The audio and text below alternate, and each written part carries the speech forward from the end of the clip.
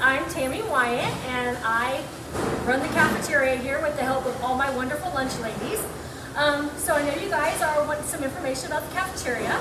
Let me just say that we all have aprons usually, and that's not only to protect our clothes, but to create a barrier between food and our clothes. When we're touching any food that's going to go straight into your mouth, we have to have gloves on.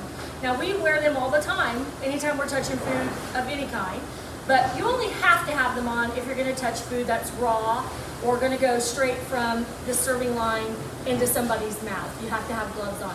And we always wear hair nets. You can wear a baseball cap in the kitchen if you prefer, but most of us just prefer to wear a hair net. And that's to help keep hair from getting in the food, obviously, because nobody likes that.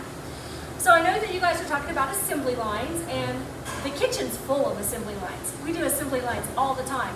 And actually, when you guys go to breakfast, and I'm sure that a lot of you do, and I hope all of you will, because breakfast is free, you make your own assembly line.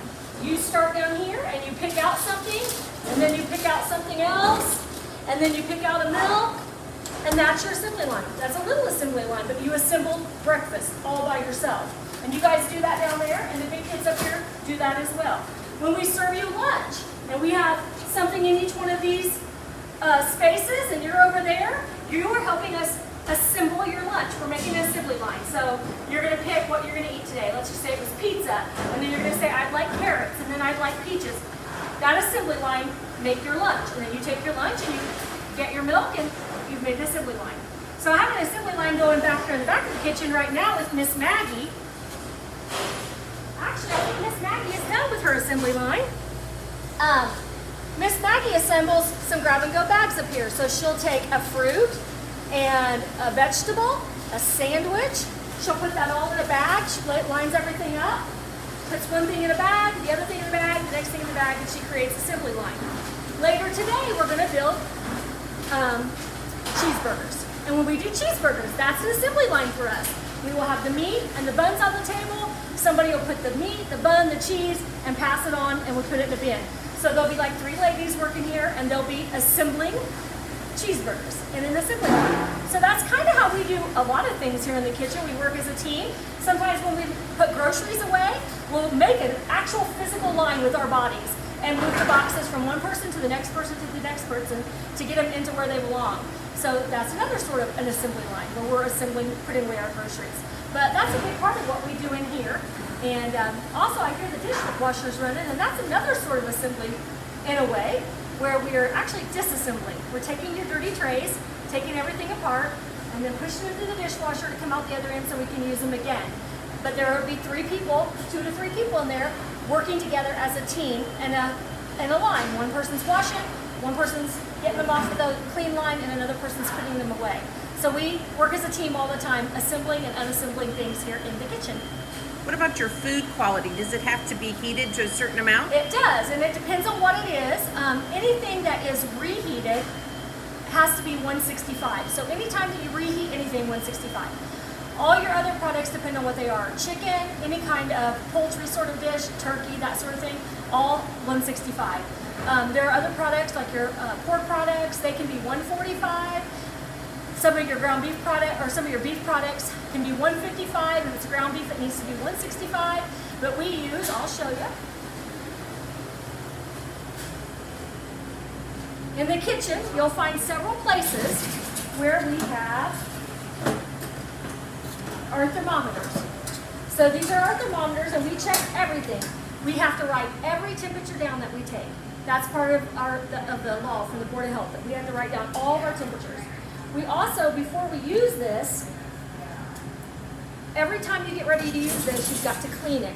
So we use an alcohol swab to sanitize our thermometers.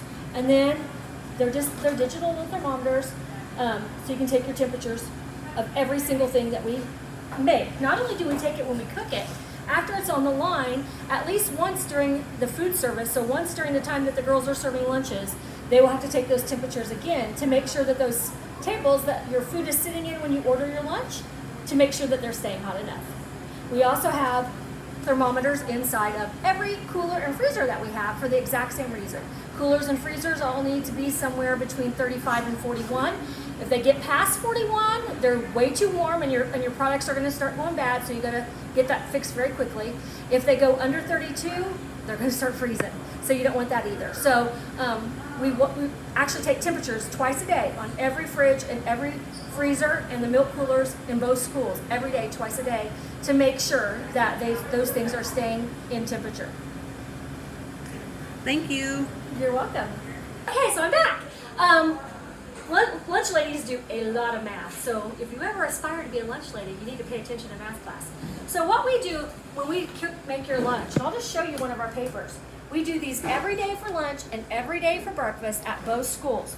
So we are going to start with how many ounces something is worth, and how many servings we made, and at the end of the day, how many we had left over, and then that will tell you how many you served, what you started with, what you had left over, and that's how many you served.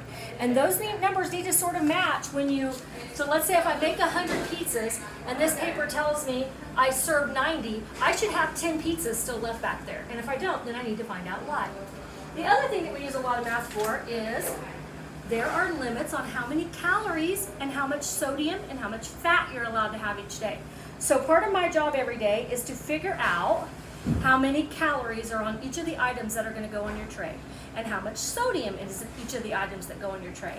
And this is why, when you're wondering why you can only have 2 packets of ketchup, this is why, because ketchup has a lot of sodium in it. And because the government doesn't want you to have too much sodium, and neither do we want you to be healthy, we have to make sure that what we're serving you doesn't have too much calories, fat, or sodium.